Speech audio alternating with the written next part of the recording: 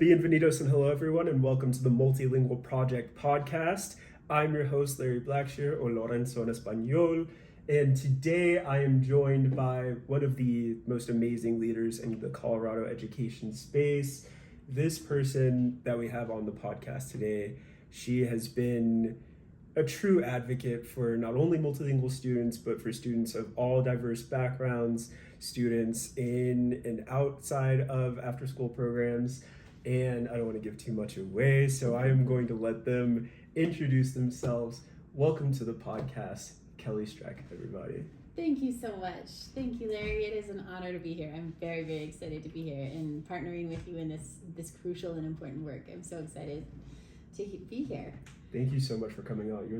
We've been talking about this a little bit. Kelly is the very first person to come on to the Multilingual Project podcast. This is our very first episode, so this is a very laid back episode today. We're not going to be too in the weeds on anything, just kind of feeling out the podcast environment, talking about multilingualism, talking about the amazing work that you do and getting to know you as a leader and how you're shaping the ecosystem. So thank you again for coming on, and happy to be here. I have so much to ask you. Okay. First and foremost, though, do you mind introducing yourself with like a 30-minute or 30-second elevator, 30 minute, I don't know how much time we got, a 30-second elevator pitch about who you are, what you do, and all that good stuff? Sure. I'm Kelly Streck. I'm the Executive Director of Colorado Afterschool-Partnership, and our mission is to advocate for sustainable funding for after-school programs in Colorado, and then also to provide professional development and resources and recognition to support the after-school professionals throughout Colorado so that they can do their jobs the best they can. I am 2 years into this role and loving it, although it is a challenge. I'm learning something new every single day, and I don't say that lightly. I mean, I am learning something every single day, including in partnering with friends and colleagues. I'm learning so much about just every aspect to after school and culture and funding and policy and everything you can do. Prior to this job, I was leading after school programs, and I didn't know there was this entire ecosystem of after school. I was just in it with the kids and leading various different after school programs and working with, I didn't even realize because I was so compartmentalized, but I was an English as a second language teacher as well. And so it's like, I don't know anything about multilingualism and after school, and sure, of course I do. I love to hear just how robust your career experience has been. And I think that when we're talking about multilingualism, a lot of the times it can get lost in translation, no pun intended. When you're thinking about increasing language accessibility and increasing outcomes for multilingual students, we think about this in very narrow terms very often, in my opinion. And what we're doing at the Multilingual Project, one of the core pillars of our advocacy agenda is to advocate for equitable outcomes for multilingual students in K through 12, in post-secondary, across the entire ecosystem. And one of the most fundamental aspects of doing that is ensuring that multilingual students, among others, have access to robust wraparound services. And so when I'm thinking about after-school programs, we were talking about this a little bit before we got on camera. 3 out of 10 students in Colorado right now are chronically absent from school. Among multilingual students, that number jumps to 4 out of 10. Mm-hmm. So when we're thinking about equitable outcomes, when we're thinking about robust outcomes for multilingual students, in my opinion, we couldn't have the conversation without getting CAP in the room. Mm-hmm. With that in mind, my very first question to you would be, what is something that people don't understand about after school and about how it exists to support students, and what would you share to help us understand? Great question, thank you. After school has so many names: childcare, daycare, kickball and crafts, and that's it. And what after school is that place, the safe place where our kids can go, where they are continuously engaged in some sort of activity that is not just screen time. As a parent, I can say my kids, my soon-to-be 8-year-old and my 5-year-old, when they come home after school, and they don't have an after school program to go to, and I am still working, they go straight to their tablets or turn on the TV. They love playing outside, they love Legos, they have all those things, and given the choice after a long school day, they are just going to tune it out and turn it on. Whereas when they go to an after school program, which frankly my kids are so excited that they start next week, and Big Brother gets to show my new kindergartner the ropes of after school, they are engaged in all sorts of activities. They're learning new things, they're getting to try out new things that they wouldn't have at home, and they're working with kids of all ages within their grade levels of like 3 grade levels over here for the young ones, and the next 3 up for the older kids. They're doing physical activity, and they have older adults who are dedicated specifically to them. They're not held by any parameters in the classrooms. They're not held by tests. They're not held by having to do this by this time. It's more of an open scenario, and so the kids develop positive relationships with these adults who get to know these kids and know when my son has had a bad day, and when he comes in and he's not feeling the best. They can tell right away because they have developed a relationship with him, and they can steer him for, sounds like you're not feeling good, let's have some quiet time over here, and here's these books. You're not feeling great, here's the Legos. You can just tune it out with the Legos, and here's another buddy he had a bad day and a different day too.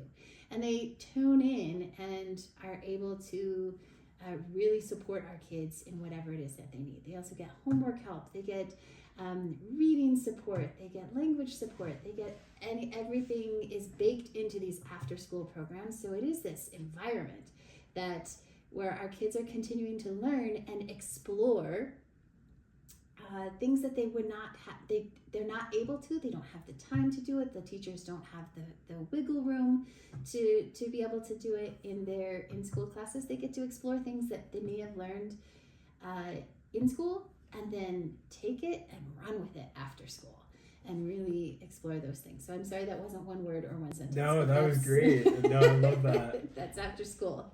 What I'm hearing there, and what I've noticed throughout my time in the ecosystem so far, through the roles that I've had in policy and advocacy organizations, at the Department of Ed, at philanthropic organizations, the one common thread as it relates to after school programs has been exactly what you just said, how they exist as a kind of safe place for students. And I feel like when people say safe place, it can kind of be overused, but truly in after school, it's a safe place emotionally, it's a safe place intellectually, it's a safe place energetically, when students can do something aligned to their interests, right? And so when we're thinking about multilingual students in general don't have the kind of access that they deserve, not to after school programs per se, in our education system in general. And the beauty of after school programs is that they are that safe place for those students. And so when I worked at the department, for example, we would go to all of these different schools, and I got to be on the ground. And it was exactly as you said, whether we were playing a game of chess or whether we were running around outside doing something. What I love about after school programs is that they exist to be that connector and that place for students. And so thank you so much for what you do, leading Colorado's after school partnership, leading Colorado's after school apparatus, and being willing to come on and talk to us about it today, because this is such an important area that honestly deserves a lot more recognition than what it receives. Thank you, Larry, because we were going for a long time before That's tuning true. in, and just we're passionate about this work, and it deserves it, because it is crucial in all elements of the whole child development, and for families too. 100%. Last month, the Multilingual Project translated 10,000 words of high-impact content from English to Spanish. Among those was information regarding the federal funding freeze.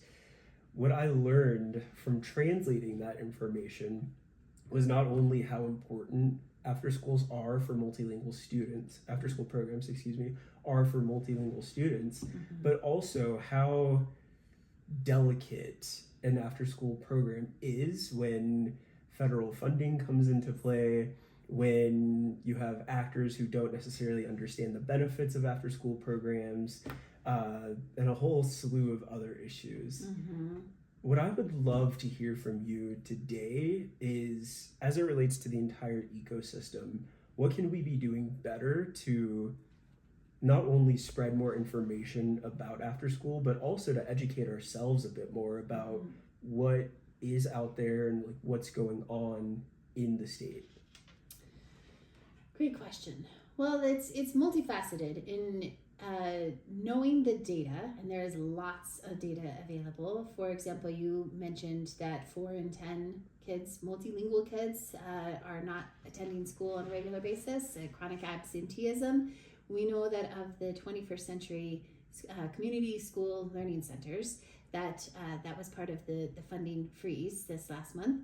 70% of the kids in 21st century community learning centers, 70% of the kids who regularly attend those programs, their attendance improves in school. So we know that they have to go to school to be able to go to those programs. And while they're in those programs, those kids are getting homework help. We have data on their reading and writing skills are improving, that their math skills are improving. They're getting social emotional supports. They are getting peer supports in just being able to communicate and be with peers and work out conflict management and work out all of the things with positive adults there with them to guide them, so they're not left on their own.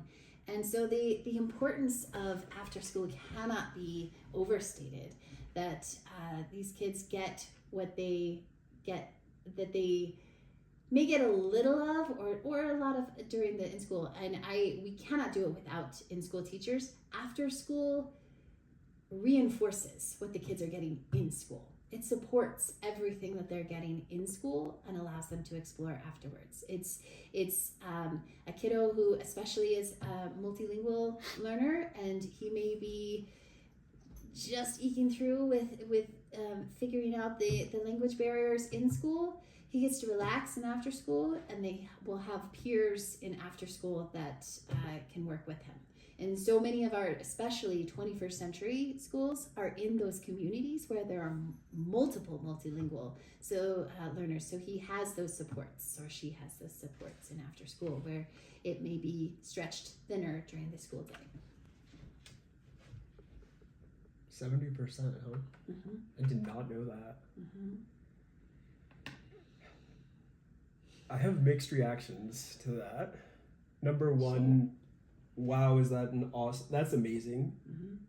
2, why don't we do more to support after school if that is the case? When I was in high school, I was the president of speech and debate.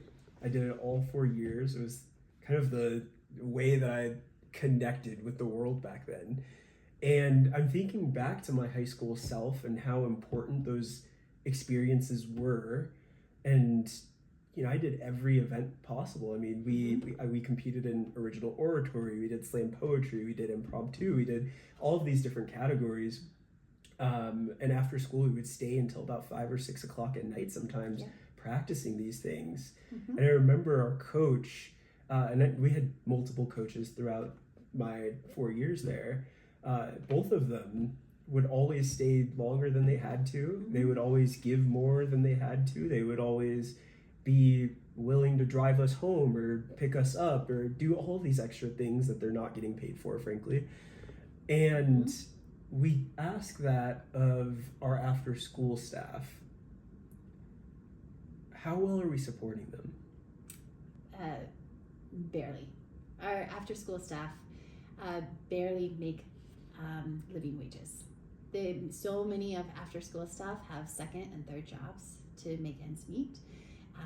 They are also a significant culture challenge, is after school providers are referred to as providers and professionals, not educators.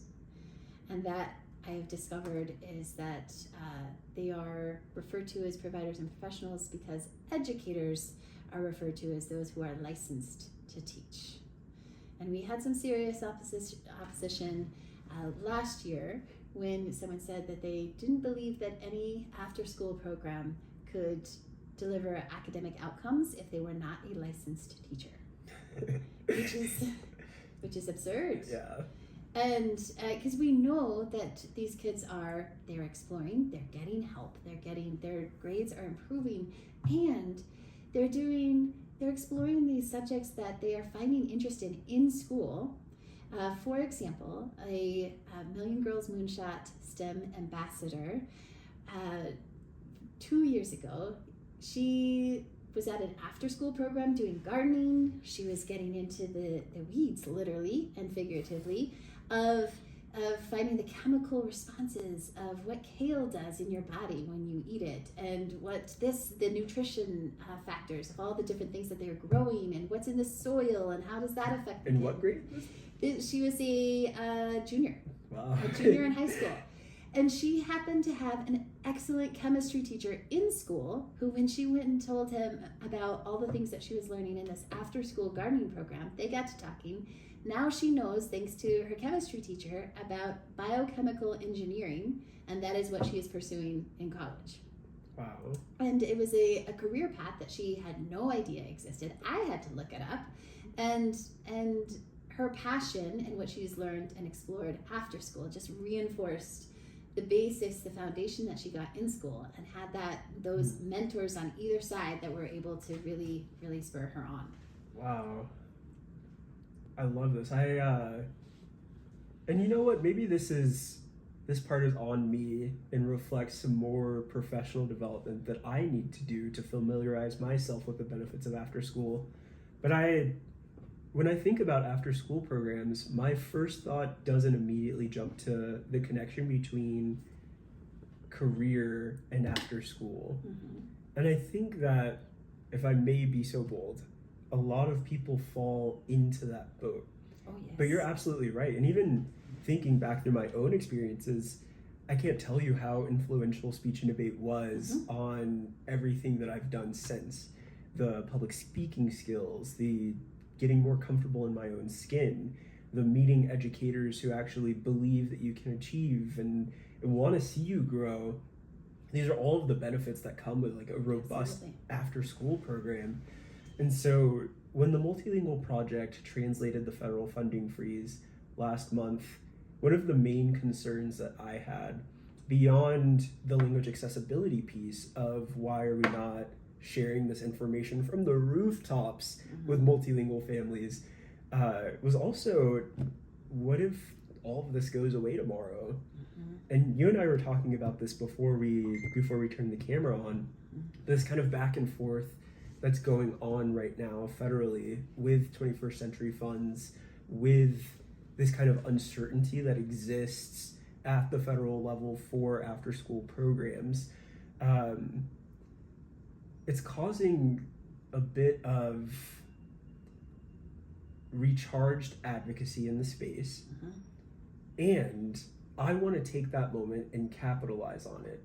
I want to take that moment and talk about why it is that after school programs have the impact that they do, and explore how we can create more equitable outcomes, and what that means beyond just the words creating more equitable outcomes. Right. And so I'm curious to hear, when you look out into Colorado's education space from an advocacy perspective, can you talk a little bit about how CAP views the development in North Star of after school, and talk to us a little bit about how we can support that North Star? Well, for Colorado in particular, so much of our landscape is smushed into the Front Range, and very specifically around urban Denver. And we have so many communities outside of Denver in rural areas, and the the statement very much is that if you've seen one rural community, you've seen one rural community, because they are so different and operate so differently to each other. So when we're talking about education for Colorado as a whole, it cannot be a blanket statement, and it cannot be a one-size-fits-all. And that is really boiled down to after school in Colorado and rural communities, because this community up north is what their accessibility and their who is in their community are very different than the community in say the San Luis Valley. Again, accessibility to resources, accessibility to educators, and I do include after school in that. I'm just going to start breaking the mold, and that the after school educators, and as well as who is in their community, and who comes and goes, and everywhere in between, and then the multilingual opportunities in the Front Range, as you had mentioned, a school in Colorado Springs that had 51 different languages in one area. So that's in one school district. That's incredible and rich. And so finding those opportunities and resources to match those different communities is that in itself is a challenge and a fantastic opportunity, because one size does not meet all. Again, I cannot reinforce this enough that after school isn't 100% supportive in school. We love and support our teachers in school, and we know that our teachers are not paid. They are not compensated for everything that they're required to do, more so every day, including safeguarding the emotional health of our kids on top of having to meet crazy standards. And then there's after school, whereas we discussed already that the providers, the professionals, are not well paid. They are seen as babysitters. They are seen as child care providers, which frankly, our child care providers are not paid well enough, considering the job that they're doing, keeping our children, our most precious cargo, safe. And the education that they're providing to the kids that reinforces what they're getting in school. All of that. I mean, it is so under-resourced, so underfunded, so under-respected.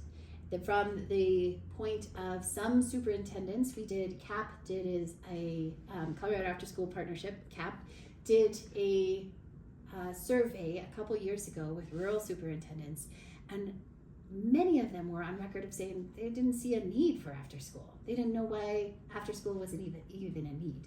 When we know from the educational gains, we know from the statistical gains, as well as from a parent, my work day does not end at 2:45 or 2:30 when I need to leave to go get my children, because fortunately I live close to the school and don't have to drive that much farther to get them. My workday does not end, and goodness knows, trying to do any sort of work while they are home and mom, and let alone worrying that my kindergartner is not scaling the fence onto our busy road, because she can and she will and she has scaled the fence. And so just a place where we know that our kids are safe and they're getting all of these additional things is incredible. And I know the challenges.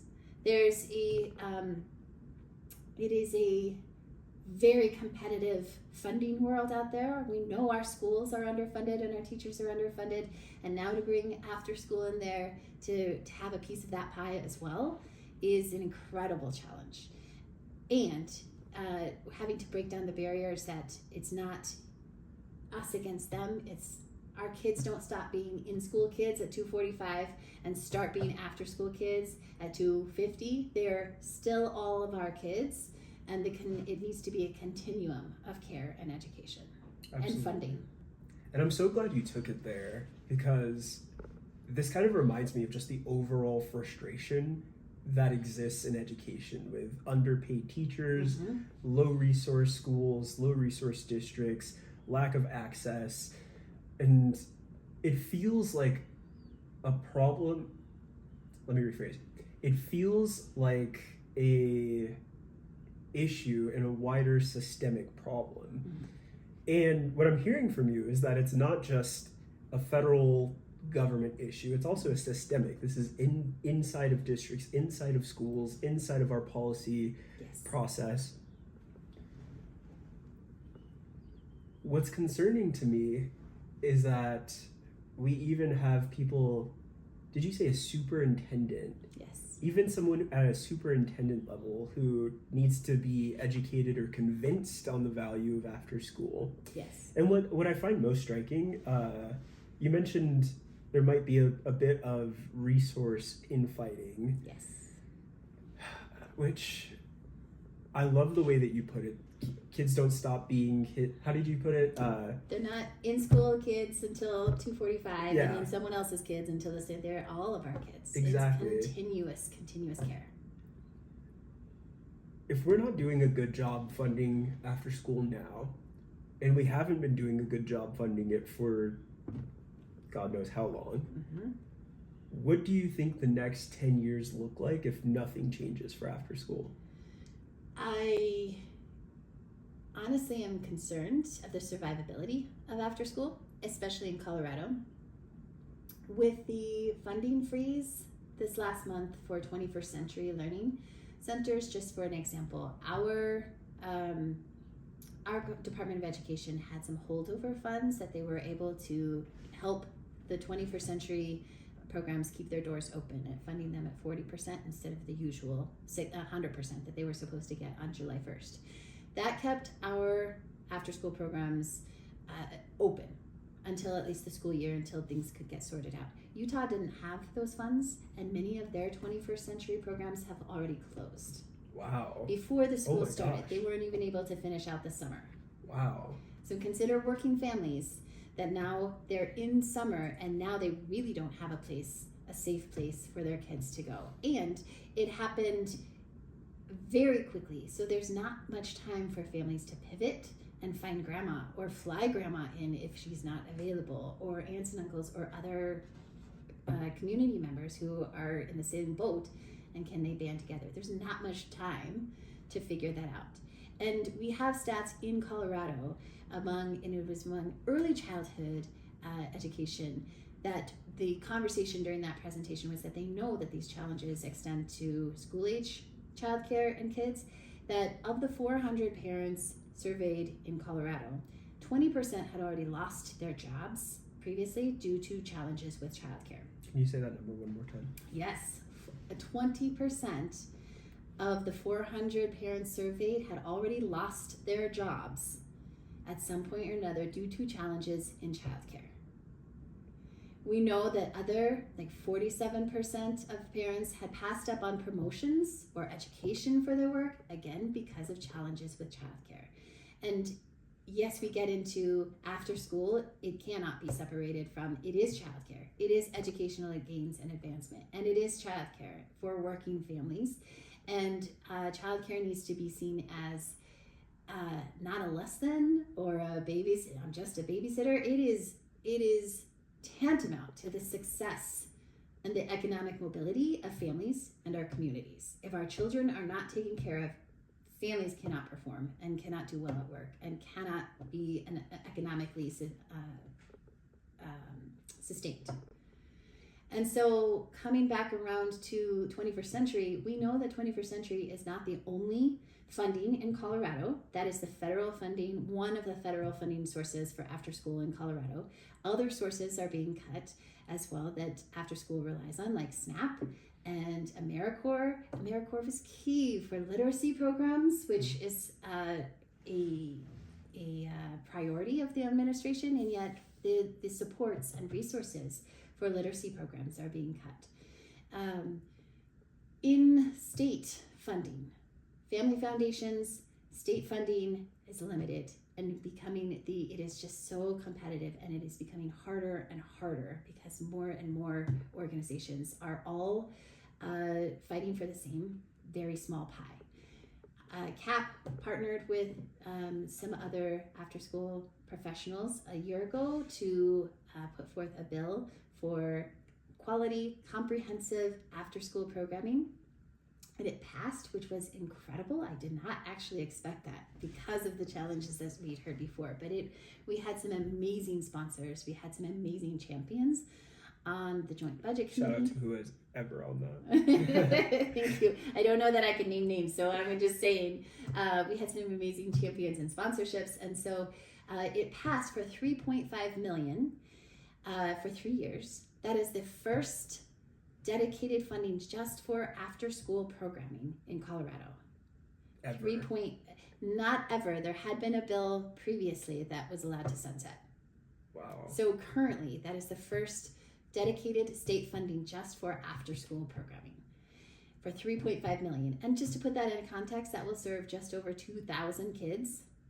The 21st Century Learning Center, just over 12 million. That was scheduled to be cut. Serves 13,390 kids. And we know that doesn't even begin to touch all of the kids in Colorado. We know from surveys supplied from Afterschool Alliance that there are almost 400,000, 390,000 kids who would be in an after-school program if there was one available, if there was a spot available, if they could afford it, if they could get to it. They would be in an after-school program if they could. Almost 400,000 kids. And to give another idea, there are over 800,000 kids enrolled in school age, in school programs, in school education in Colorado. So half of the kids in Colorado in school are not able to access after-school programs, but they would if they could. Oh man. Talk about some stats. One of the things that you mentioned that's just been sitting with me this entire time is this ethos around after school serving as a safe place for parents to send their children, as a place for parents who are working, sometimes multiple jobs, to know that their children are being taken care of, they're learning, they're enjoying themselves, they're staying out of trouble, what have you. I've worked at some policy and advocacy organizations that advocate for childcare and for ECE in a variety of ways. One of the things that I've heard is that among childcare advocates, there's this difference between thinking about childcare as something on the ECE level, for example, where we're educating children, versus childcare being a daycare center. And I was hoping you could speak a little bit more to that, because when I'm thinking about after school, I've never necessarily labeled it childcare, and I've upset a lot of people. Let me rephrase. A lot of people have been upset when I've either attempted to frame it that way, or when the conversation has come up that way.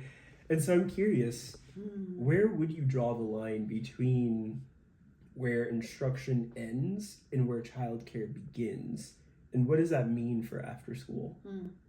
I mean, I'm celebrating, honestly, that my kids are both in school for the first time ever together at the same school. I'm celebrating next week. I have a full 5-day solid week of hours that I can count on that my kids are in school and taken care of, and they know where they are and they are safe. That's childcare. They also happen to be learning a whole lot and being taken care of by professionals that are doing amazing things, and they have all these supports and all of those things. That's fantastic. And I can do my job because my kids are safe and taken care of. And that doesn't stop at 2:45. That's the extension. That my kids will continue to be safe, and they will continue to be learning and engaging because they are in childcare. They are in after school, and they are continuing to get those supports and learn things and try out things and do all of the things that at home we do exploration. We build with Legos, we go play outside, we do all those things, and they get more time to do it and more focused time to do it in after school. Absolutely. If we boil it down, that is where we are. I need a safe place for my kids. About you is this kind of unflinching dedication to advocating for not just after school programs, but the students in them, for the educators who lead those programs, for the funding constraints that limit those programs. You have a very comprehensive approach to advocate, and I mean, you are the executive director of the Colorado After-School Partnership. You have a very comprehensive approach to thinking about after school that I'm excited to hear more on the intersection between multilingualism and after school for this very reason. In translating all of that information last month, 10,000 words, it was quite the task, to say the least. But as it relates to our research agenda, it was the most valuable thing that I could have done last month for that exact reason, to figure out where exactly are the supports that exist for multilingual learners and how do I give a microphone to them. And so when I'm thinking about leaders like yourself who are advocating for these kind of robust experiences for all students, when I start to think about what does that mean for multilingual students in particular, I'm wondering, and I know we've spoken a little bit on this, I'm wondering, is there a statewide vision for multilingual learners, and where do supports like after school, career and post-secondary exploration, and all of these different aspects, where does all of that fit into it? Kind of like pieces in a broader multilingual puzzle. And so when we're talking about after school, and when we're talking about the constraints that exist on after school programs, the way that I kind of look at it is that this is also a constraint that exists on, multilingual learners themselves. Before we got on to the call. I haven't recorded an episode of the podcast in over a year, so this is our first episode, and we're getting through it.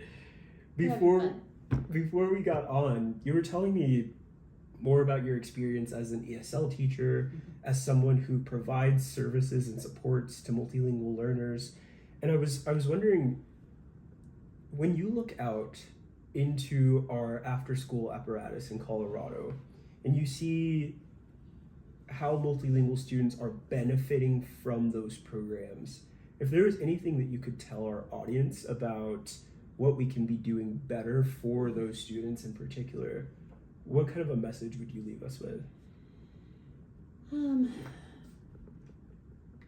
Think about from the perspective of the learner. For example, a multilingual learner sitting in a classroom all day long and not understanding or having to keep up with at speed the way we are talking.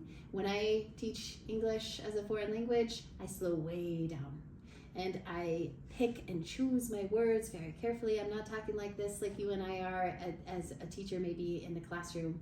And yes, there's pictures, yes, there's things to as resources. When I was first venturing out over 20 years ago into teaching English as a second language, my very first class was taught by a woman speaking only Vietnamese to give us that experience of what it's like. And she just spoke as if she were teaching a regular class and then showed us how to slow it down. And by the end of the class, I learned some Vietnamese thanks to her, which was fantastic.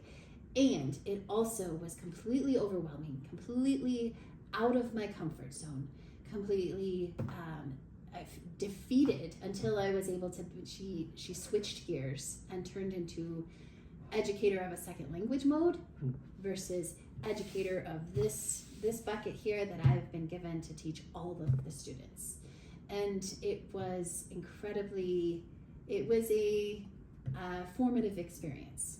And so thinking through the perspective of what are our students in school experiencing if they don't have those resources, as so many schools' resources are being cut, if they don't have multiple resources to help them get through the day of a second language learner, if they're or a second language resource teacher, para, if their teachers are not multilingual themselves, if they are a lone duck, if they do not have peers that can help them through the day, then what are their experiences?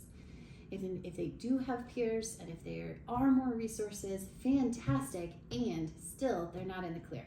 There are so many aspects that come along, as we were discussing. It's not just language, it's culture that come along with our language, and to consider what goes along with those pieces. And for example, when it comes to after school, it's not just making school accessible, it's communicating to the families that this is a place for your child that is safe, and that they are welcome, and that it's culturally responsive, and that in some communities, they know we're not going to after school, going home with grandma, because that's what we've done, that's where we know that they're taken care of, and that's what we're doing.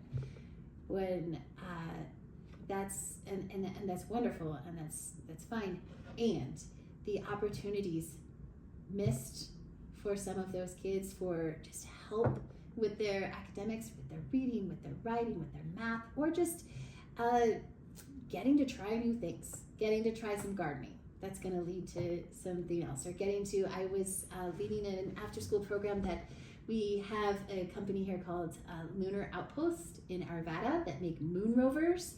And their engineers wanted to bring a moon rover to an after-school program and show them how it works. Shout out to Lunar Outpost. Yes, thank you, Lunar Outpost. And their engineers brought a presentation on the moon and moon dust, which has a name that I cannot recall at this moment. But the kids from kindergartners through fifth graders in the same room were silent. And watching this presentation by these engineers, that was fascinating, gave me goosebumps. And at the end of the presentation, they each got to drive the moon rover, which oh my gosh, was a little anticlimactic because it moves very, very, very slowly. And they explained why, because the moon, the rover has to, it has a little bit of energy that has to go a very long way and last a very long time. But it was so phenomenal. I didn't know that. Yeah, that's good. I mean, that makes sense, but yeah. Yeah. So here's an experience that these kids in an after-school program are able to have.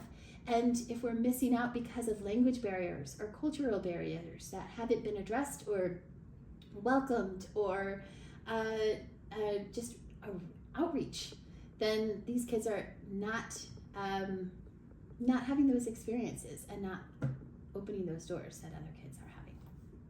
I'm so glad we're here. Our audience is primarily monolingual, and so we have a lot of people representing policy and advocacy organizations.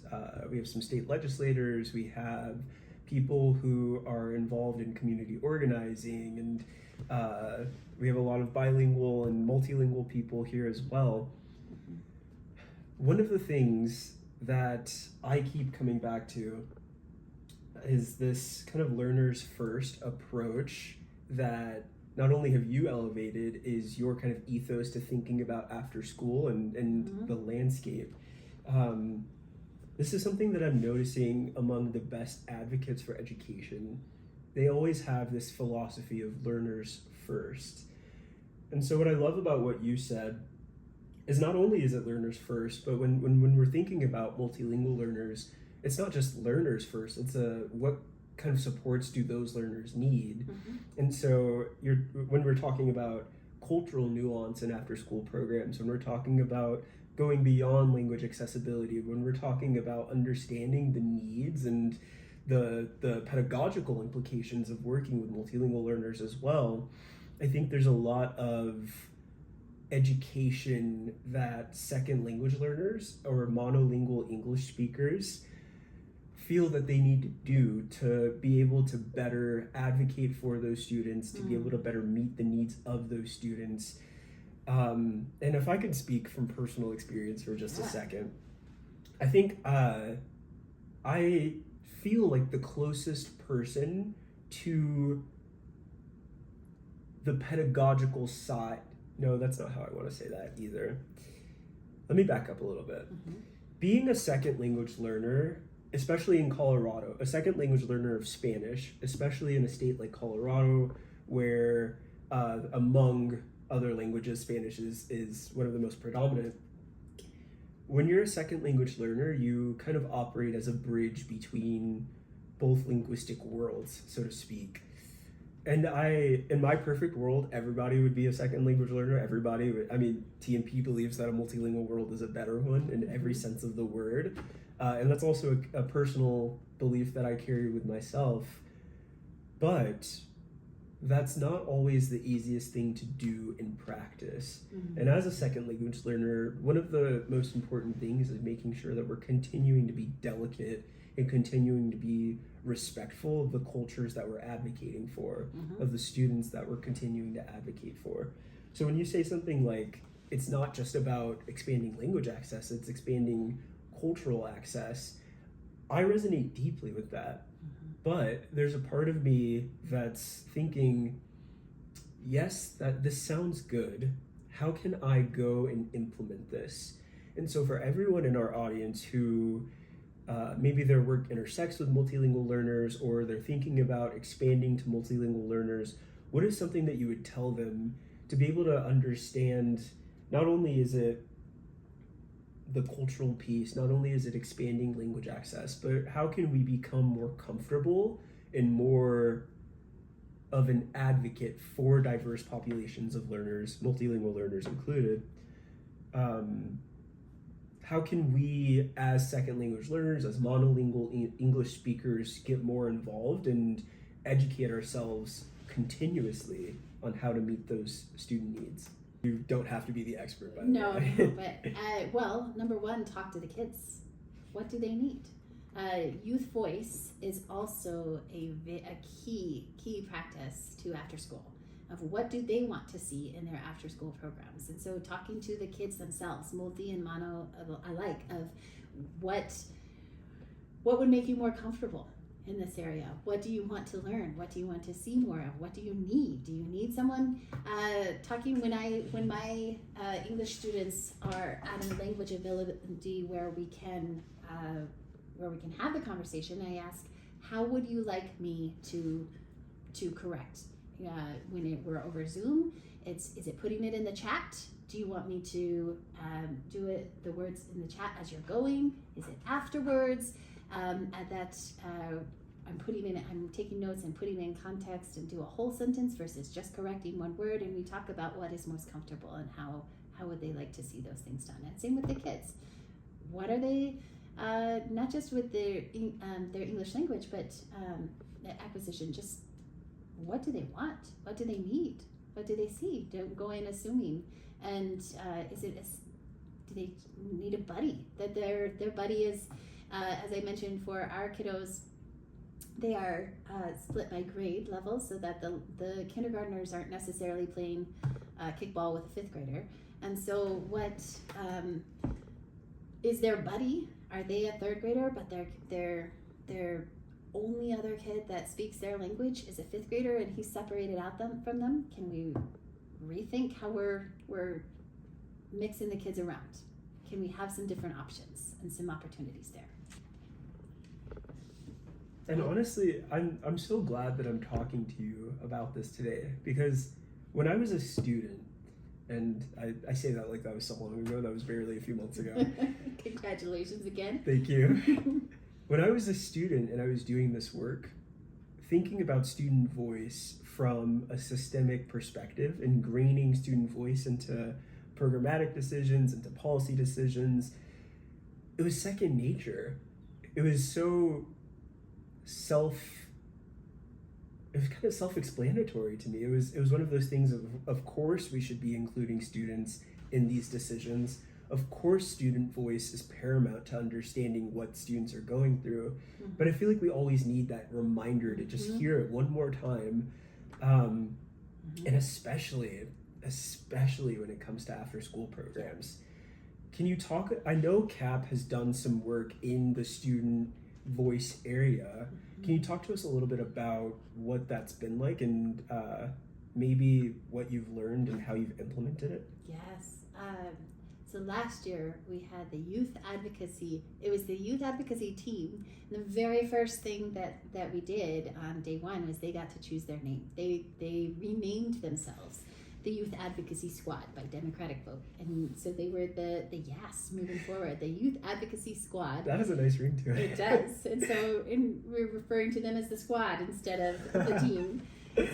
And their whole goal was they were high schoolers, passionate about their after school experiences.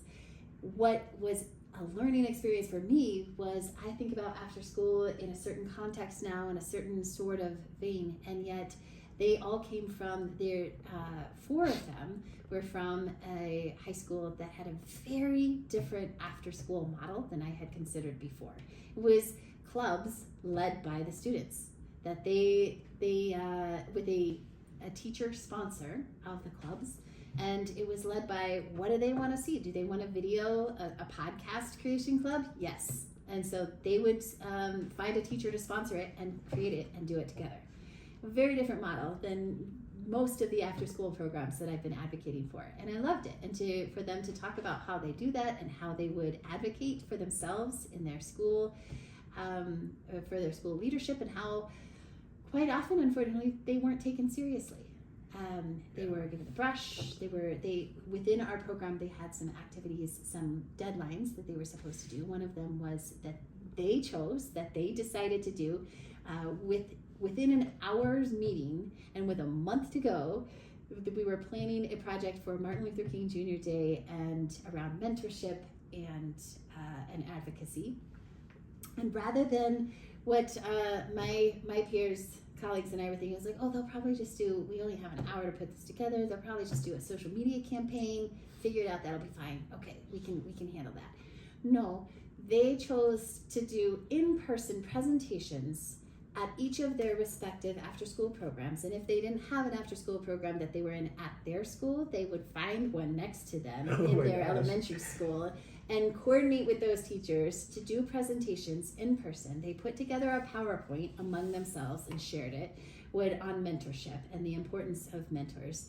And then, including 2 activities. One was a hand that had I Have a Dream, and they would write for the younger kids. So one of the squad members, she presented to all 4 5th graders at her alma mater. She was at elementary school, and she had the kids write, I have a dream. What is their dream for the state, for the country, for what do they want? And then color them in, and then also write, the second activity was write a letter to their mentor. And she coordinated with the teachers to help them get the letters to whoever their mentor is. And so she was presenting in school on mentorship, but she was presenting from this is what you can do as an after school person. This is what my after school program does. Each of the team were supposed to do that. It was fantastic. Oh, and by the way, also, here's the social media campaign. Then those handprints, then they put into a social media campaign. So check, there they go. But they had to do 3 or 4 steps more, which was incredible. So a couple of the team squad members weren't able to complete their presentations because they kept getting the runaround from their school officials. Wow. And it was an education experience for us as well, trying to balance the student voice, letting the students figure it out, as well as then when do we step in, because they're not being listened to and taken seriously. When do we step in with the adult power, say, come on guys, let's step up here. They also, if I might add, they also had what was phenomenal. Then we had a day near the Capitol, because I also discovered that to have a day at the Capitol, I would have had to have booked said tour before the program even existed a year prior. Oh man, I didn't know it was that. I didn't either. Yeah. So a tour that you would get to talk to your representatives and such. So we did a day near the Capitol, and we brought together, and we met at the CEL, the Counterterrorism Education Learning Lab, that's near the Art Museum, which was also in itself fascinating. Yeah. And then we had members of the community that they chose. Said, who do you want to hear from? Wow. What panel do you want that needs to hear what you have to say and ask questions about after school? So they chose the Department of Education, and we had the Department of Education there. They chose representatives who we couldn't get there, unfortunately. However, we did get Colorado Young Leaders. We got... shout out to CYL. Yes. Denver Office of Children's Affairs and the Denver Mayor's Office as well for in the diversions program. And so he spoke a lot about how his office is meeting with these kids, and after school is a part of it, of keeping them out of trouble and out of meeting with prosecutors, state prosecutors, because they are instead in after school. And our squad met with this team and had a fantastic time asking them questions. So much so that my colleague and I were a little nervous because we couldn't get out of them like, let's prep some questions. And being their generation, yeah, we got this. And so we prepped some questions because I don't know. We haven't been in this space before with this particular squad. Let's have some questions prepped. They didn't even look at the questions. They ran with it. Oh my gosh, they schooled us. It was incredible. And then we went and spoke with the Attorney General, who gave us 15 minutes. And he was fascinated to hear from them specifically their thoughts on mental health. What are their challenges with mental health and after school? How does after school address that? That's wonderful. The Attorney General gave them 15 minutes. They felt valued. They felt heard. And then they wanted to know, what is he going to do with this? We gave him our time. Now what? And what was the outcome? That's the way we're following up. And where he's done multiple other mental health is his youth mental health is his champion. And so he has done multiple others, and I think he has taken their voices as part of that, which is very informative. But the power that they came away with, that they from regardless of what they experienced at their school, that here was a group of people that were excited to listen to them and wanted to hear what they had to say, like few other adults have in their life, was transformative. Wow. Just the experience of presenting their information, talking to the Attorney General, talking to everyone who has some sort of say in after school. I mean, what you're doing is transformational, not just for multilingual students, but for after school students in general. I mean, when you were speaking, my biggest takeaway was around buy-in. It sounds like buy-in has been one of the biggest issues for this, which is something that I've also experienced myself. When I worked at the department, we were creating the Youth Advisory Council, and my job was to kind of facilitate that buy-in from 21st century community learning centers leaders, and really facilitate that and make sure that everyone's voice was accounted for in the creation of the Youth Advisory Council. I left the department before the Youth Advisory Council, the YAC, was completely implemented.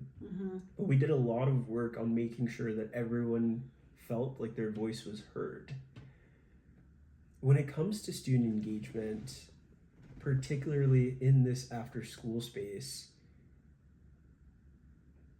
when you're thinking about getting buy-in from adults who have some sort of part to play in the process, what has been the most challenging aspect of that? Disbelieving. The disbelief that this is more than childcare, and I'll shift that, more than babysitting. Which again does a disservice because I had some pretty phenomenal babysitters. But that this is anything more than just babysitting and then just daycare. Getting that buy-in, and the number one thing to challenge that is getting them to come see the programs in motion, and come see, especially, I know for example, Adams 12, 21st century learning centers, community learning centers have a very high population of multilingual learners and refugees in particular, and this is their space. This is their safe space where they can be, and it is incredibly powerful to go see these kids and their professionals, their educators in motion, and what they are accomplishing and what they are just doing, and whether it doesn't look like on the offset. In fact, a colleague and I were challenging the just kickball and crafts. Let's dig into the educational aspects of kickball and crafts for a second.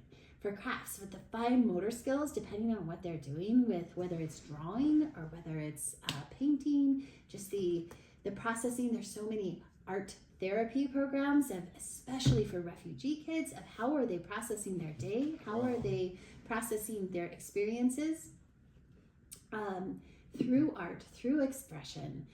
As I mentioned earlier, when I had done an after-school program for adults, multilingual second English learners, and they wrote a play addressing the racism that they experienced on a day-to-day and among each other and the stereotypes, and just being able to process that through art, different forms of art on our student levels. That's incredible. Right there is an incredible form of education that cannot be discounted. And kickball, physical education, hand-eye motor camaraderie, hand-eye motor coordination, conflict management. Who is up to bat or up to kick, and how do we sort that out with going to blows, and using those skills, and building confidence too, and the inclusion and exclusion aspect, and how do you work that out among each other, and how do you personally emotionally regulate when you're feeling left out.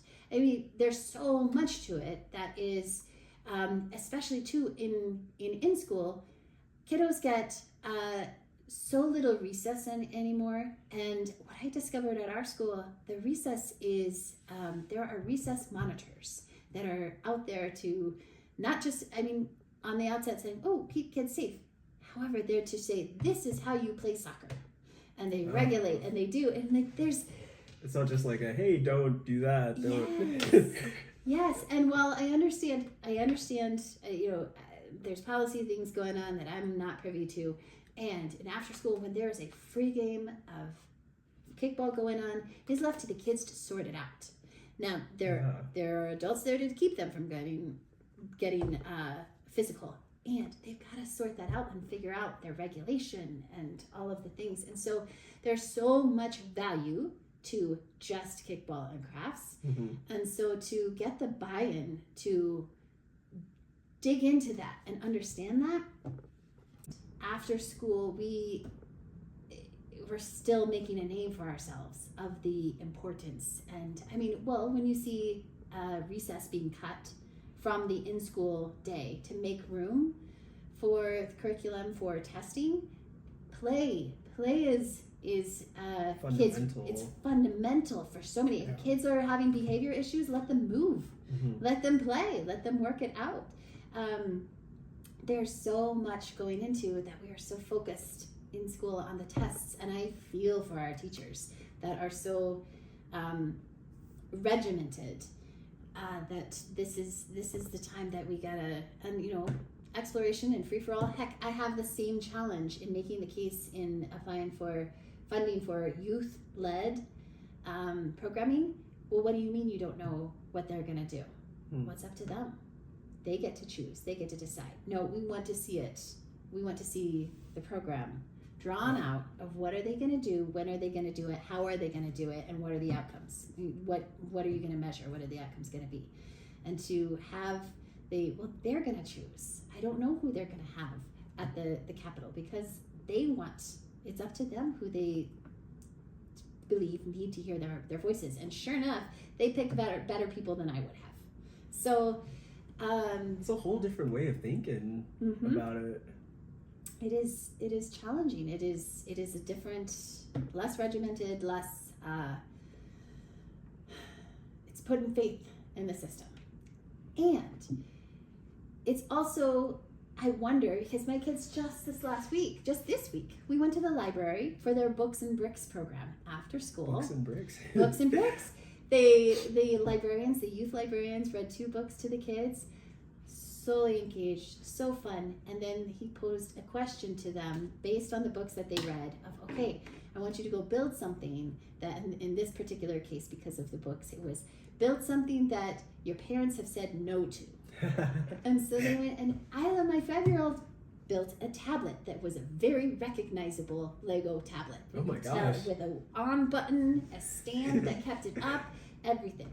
It was amazing and fully engaged, and the skills there, that we can outline their comprehending what they're hearing for literature, and they're going and putting it into action, and the fine motor skills of putting the Legos together and figuring out the pieces and all of the engineering that is involved in there. I mean, that is incredible. That is an incredible work right there. And to say that that's not legitimate education is blasphemy. Kelly, throughout this entire interview, even before we got on, my main takeaway today, many of them, but my main one is that honestly, if there's anything more that we can do for after school right now, it's to elevate the conversation of all of the benefits that exists through after school. If you had to give a closing statement, and perhaps with none of the other context of what you've mentioned today, what would you leave people with about after school? After school is a must-have, not a nice-to-have. It is a must-have for the success of our kids, the whole child development of our kids, for the success of our families and our family health, for the success of our communities. And there is a study that has just been done over 26 years that studied kids from ECE through adulthood. And those kids that participated in some sort of after-school activity, whether it was piano lessons or comprehensive after-school every day, any sort of activity, those now young adults are making better life choices as a whole. They had better academic outcomes and educational outcomes. They went on to pursue more education than their peers who did not have those experiences. They made better health choices, whether it was engaging in sports, whether it was not engaging in certain behaviors and activities. They had better career options. They were succeeding in life.